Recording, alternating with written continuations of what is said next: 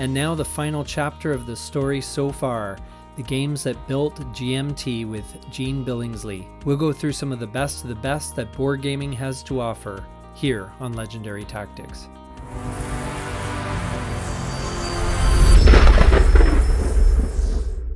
"2022 Barbarossa Army Group Center." This is not a new game. It's a deluxe second edition of the original Army Group Center, which I think we did in 1993 with Vance von Boris. I met Vance for the first time in Atlanta in 1990 at the first Origins, where GMT had a booth. We didn't even have any games. We just had a booth. And one morning, Vance and I went to breakfast and we started talking. And he had seen the game system in my first three games. And he said, "I got all this research for a game on Crete, but I like your system." And I said, "Well, let's just co-design it." So that co-design was all of Vance's historical research and my game system. And I'm still super proud of it. Operation Mercury, I think it was a really good game. One of these days, maybe we can do a deluxe edition or a 30th anniversary edition or something like that of it. But that's how Vance and I started working together. And then he said, "I'm doing this game called Typhoon, East Front Russia." And so I developed that game for him along with Tony Curtis. We said, "Yeah, we'll develop that. We're interested." So that's how we learned that system. We did a couple of games like that where we co-developed. And then eventually he got a whole nother team that developed for him because Tony and I were off doing other things. But that series kind of sat for a long time out of print. And, there's, I can't say too much about this, but Vance was a long-term primary caregiver for somebody who was very sick. And so it was hard for him, to do this. So, that's just very typical of what happens when you work with 100 different designers and they all have real lives. People get sick, people have day job priorities, people have to go take care of others who are sick.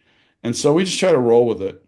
But what happens when we roll with it internally is that the customers still get frustrated. They're like, "Hey, where's these Front Series games?" So a whole group of guys, which I think just started out as enthusiasts of the series, kind of came together and said, "Hey, Vance, we'll help you do a second edition of Army Group Center." And we got it done in 2022. So that was kind of a new beginning for us. And you probably know that we're shipping right now Army Group North, which is the second big redo. And I can't talk about it yet too much, but soon you'll see something else on the P500 list from that series. 2022, we already talked about Mark Herman and Pacific War a little bit, but 2022 was also Pacific War. And it won a CSR award for Best World War II war game that year. But it was really the first time we'd taken an old victory game, which I love victory games. It was the first time we'd really taken one of theirs and made it ours. And we also did that with Victories Vietnam. The other game in 2022 was Skies Above Britain. A lady named Gina Willis wrote me a note one day, wrote me an email and said, "Hey, I think I could make Jerry's system into a Battle of Britain game." And I wrote back and said, "Well, I'd have to have Jerry's permission because it's his series, and he might even want to do it with you." She said, "I'd be open to that." So I wrote Jerry privately and said, and shared her letter and said, "What do you think about this?" And he goes, "I don't think it can be done." Now, this is the guy who did Atlantic Chase, right? I mean, Yeah. he's pretty creative and also very open-minded, but he's like, "I don't think it can be done." And so I said, "Well," and so I asked Gina, I said, "Hey, would you be willing?" He said, "But I'd be willing to look at it." And I said, "Gina, would you be willing to come down to one of our weekends at the warehouse?" Because she was working in the Bay Area. And Jerry always comes to those events. And she goes, "Yeah." And so she came down and showed it to him. And he came to me and said, "You know what? I was wrong. She did it." So, a year or two passed, and as he helped her tighten that and working his craft. It wasn't her first game either, but but Jerry was intimately familiar with the system and how it works, and all I'll say is that's the best game in the Sky series, in my opinion, and one of my two favorite Battle of Britain games. So really thankful for that one. And that's the end of 2022. If this were only 2023 right now, we could go home and we'd be done.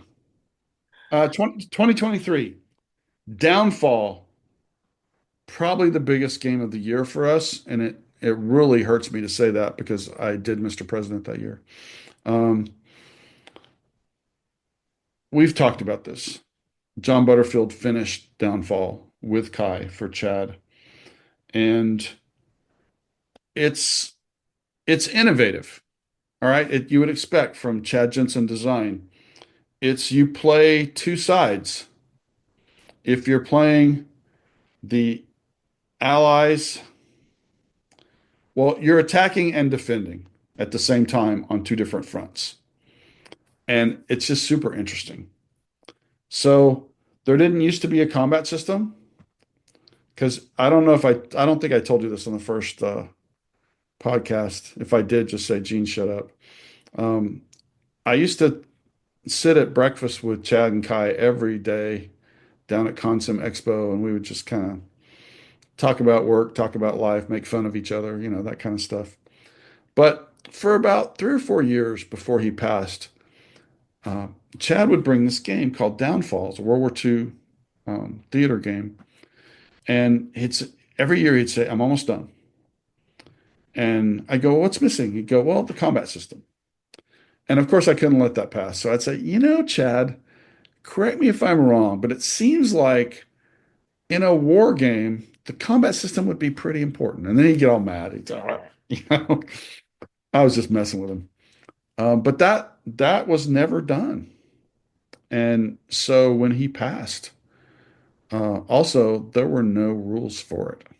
Kai basically had a ton of phone conversations with John Butterfield where she recreated from memory of playing those games where Chad was on the combat system. The rest was all fine. It was documented.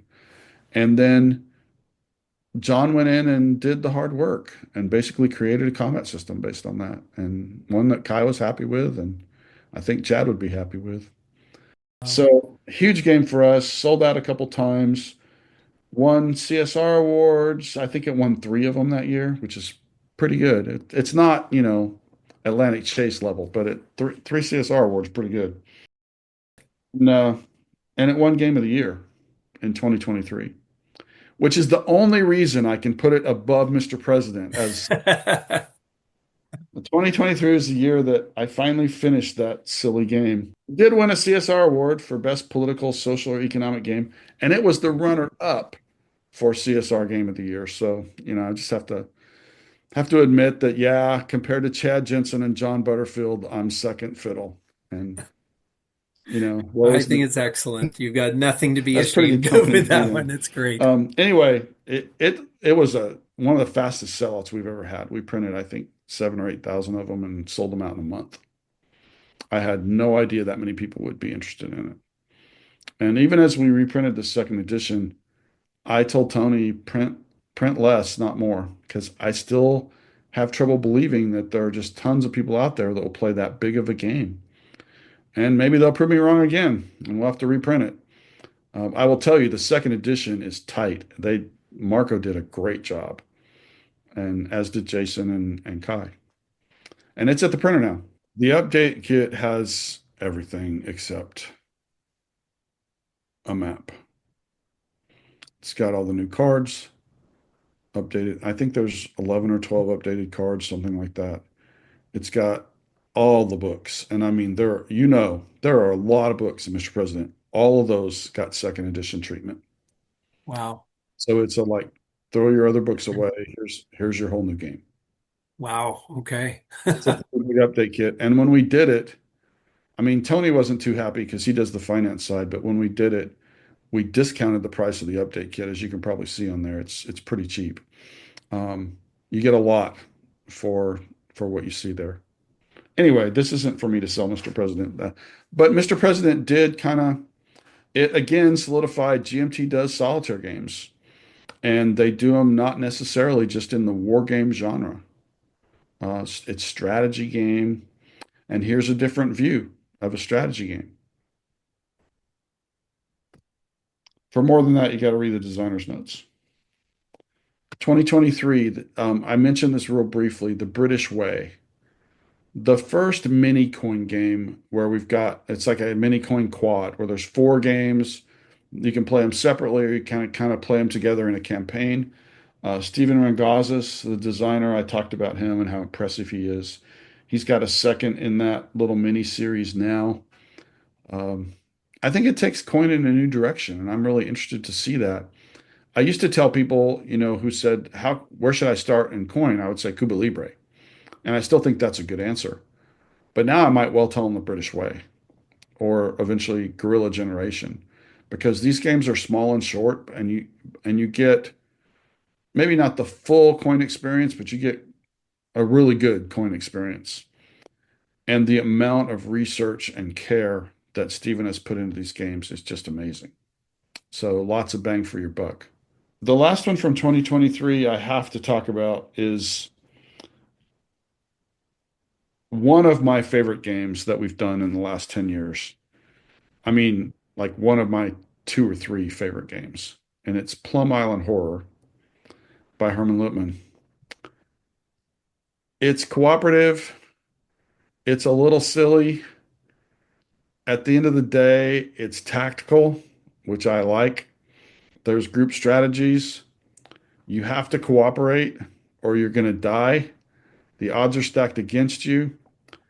And I'm saying this now with the expansion in mind, which is is it at the printer? No, it's at the printer.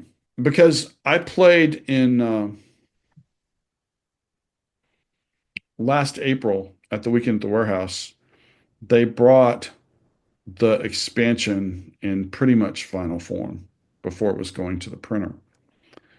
And I sat down with Kai and Mike Berticelli and Rachel, people who are pretty good gamers, and we got crushed. I mean, this people who said this game's too easy, and they might have been right on the first version. I mean, some of them. Other ones said we got crushed, but I could see it if you had a group that played all the time and you like shared your strategies together and played the same factions. Yeah, you could get where you could beat it. Um, but this new one, I mean, we didn't just got beat by a little bit, we got crushed. Oh yeah. And so, it's one of the things where you can mix and match things that are in the update or the expansion to kind of tailor the game to your group's preference for how hard it is. Anyway, that's something completely new for us. I mean, we had never done anything remotely like that. And I'm a fan of cooperative games, mostly because our family is all really competitive. And we find that we fight less on game night if we're playing cooperative games. So just for family harmony, co-op. And I figured, why not have some of them say GMT on the box? I think that's the end of 2023. You ready for 2024? Yeah, ready. All right. Well, these are fresh in my memory. I'm going to talk about five games. Nope, six games from 2024. Sorry, but quickly, okay? A Jest of Robin Hood by Fred Serval. These games, like we now have 20 years to look back at Twilight Struggle and we can see what it was and became. These games, we don't know that yet. But if I had to bet on a game that 10 years from now, people are going to say that is a game that helped build GMT Games, I would bet on A Jest of Robin Hood. I think it's thematic, it's deep, it plays in an hour or less once you know what you're doing. It's everything I want in a coin game. It's not a coin game, it's coin adjacent. Fred did a tremendous job, and all the people that were involved in it. I think it's one of the best games we've ever done.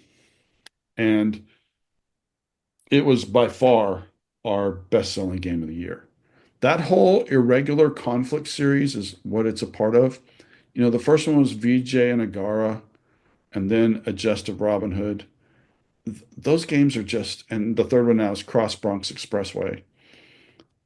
They're all coin adjacent, wildly different topics. It kind of gives us a sense of you can go anywhere with strategy games and still have a great time while you learn a ton of history. So, but who doesn't like getting immersed in Robin Hood and his merry men and the evil sheriff and all that? I was just looking at a podcast today. Really, super well done. We'll probably have it in our next GMT customer update as a link, where two guys who are coin fans talked about Adjuster Robin Hood for 45 minutes and really insightful stuff that they said. And I was just so happy that the things they were talking about that they loved, those are like the things we were going for. So you always love it when you hear customers like parrot back things that you were going for in your design objectives. So I think that game is going to have legs. You never 100% know. But if I had to bet on a game from last year, it would be that one. I think part of it is that Adjusted Robin Hood is two-player. And and the other thing, what you said, all these are going to immerse us in different periods, different time frames, and we don't know them all equally well. I mean, we don't know the Robin Hood period except that it's been made up, the story we've been told since we were kids. That's what we know. But the point of these two guys is, man, this game is immersive. It just immerses you with it. It's just dripping with theme. And the strategy challenges are fun. And it looks good. It looks like the period, it looks like it was done in the 12th century or the 13th century. So anyway, super proud of that game. I think it was probably our best game that year. But I got to tell you, customers didn't necessarily agree. We sold out. We printed a new version this year, and they do agree with their pocketbooks. They're buying this game like crazy. But the game that won best game of the year that year for last year was Panzer North Africa, a Panzer game No. that the customers love. It won three CSR awards and Game of the Year. Um, Jim Day. I mean, he's bringing it. Another guy that's been doing this for 40 years, and he's at the top of his design game. And now he's doing this game that people are like, what the heck is this from GMT Arc, the new game that just went on P500? It's completely different, but it's cool. And so hopefully we'll get people on board that bus over time. Um, Maybe the most different game we did in 2024 was I, Napoleon by Ted Racer.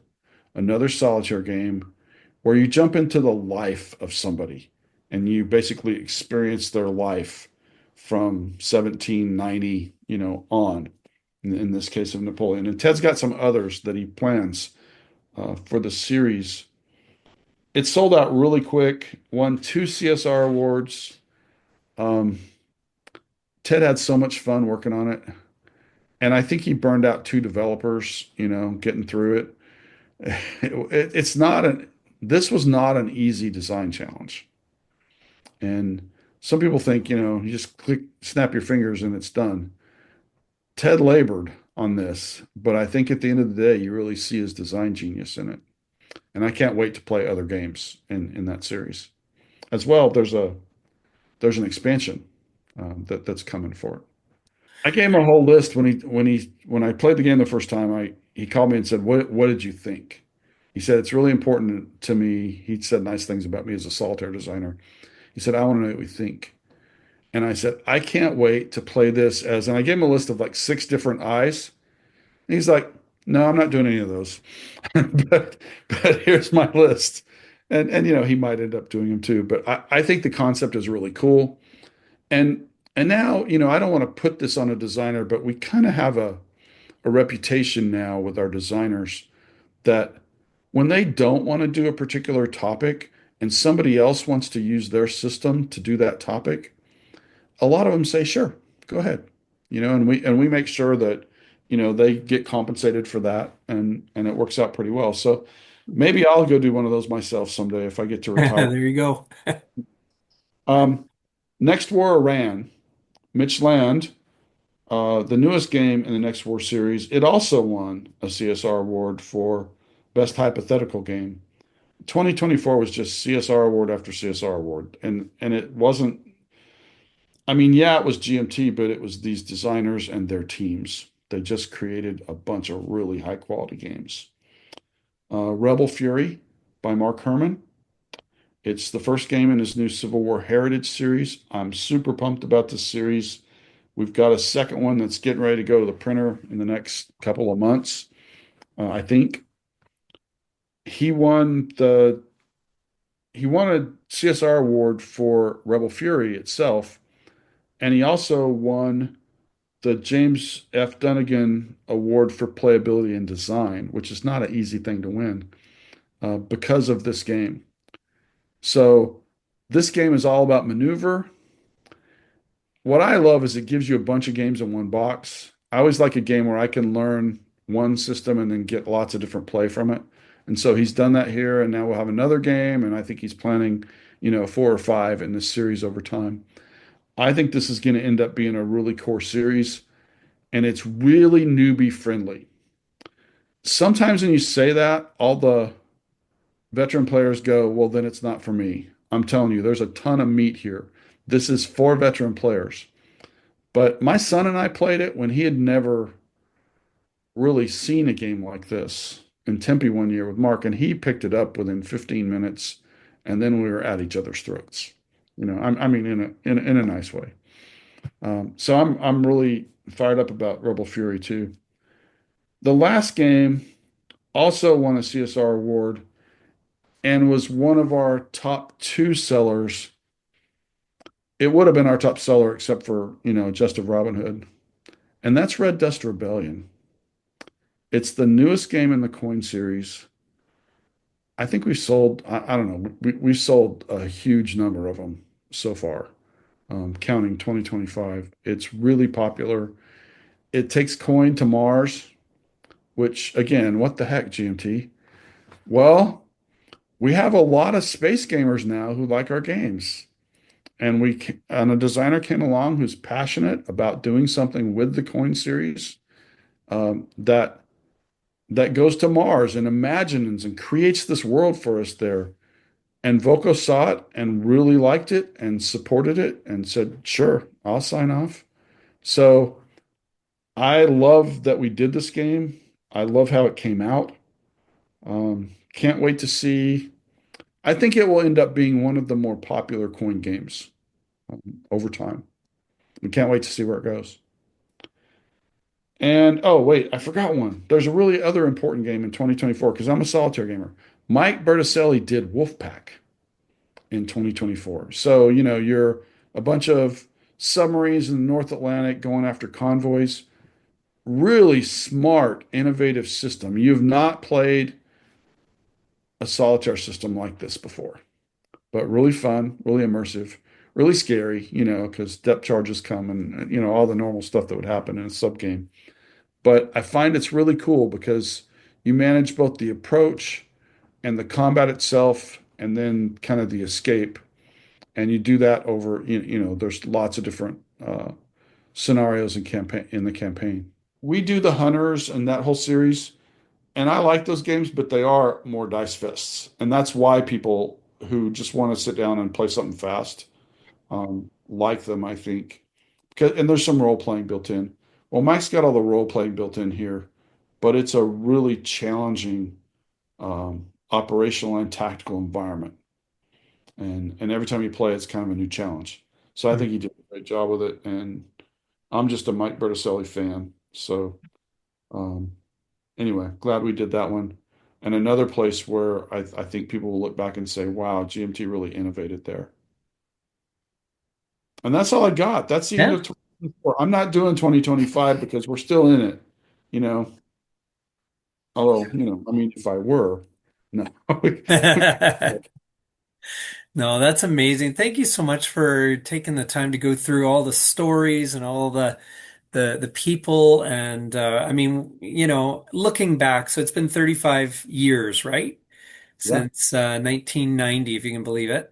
And you look back at the legacy of GMT and the amazing games, the hours of fun that you've provided, and I think it's just incredible. You guys have done a great job.